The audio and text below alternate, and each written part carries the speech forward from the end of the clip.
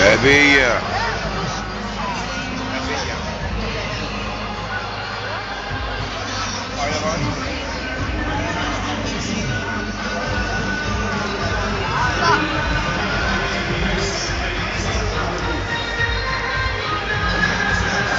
ما خلي بالك هنزلوا لك على النت. ها يعني الراجل ده بتاع الشاي اللي بره، فاكره اللي اتخانقت معاه الراجل اللي قال التفوت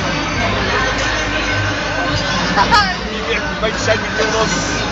بيستهبلوا. فبعدين ايه، راح واحد راجل كبير في السن فقال له جنيه، يقول لي 2.5. راح الراجل ايه الكبير قال له انت فلول. خدي بس اهو قلت عشان نص جنيه قال له انت فلول. بيتك عرفت تنام انت؟ عرفت تنام؟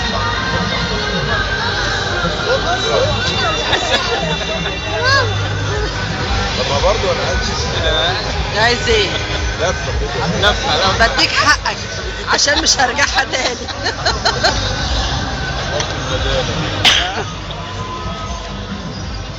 وداخل تقول لي مركبها.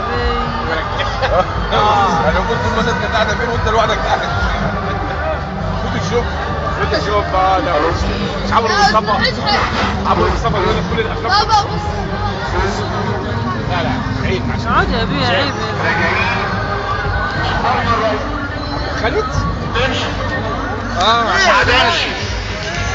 عشان نايم يا ماما.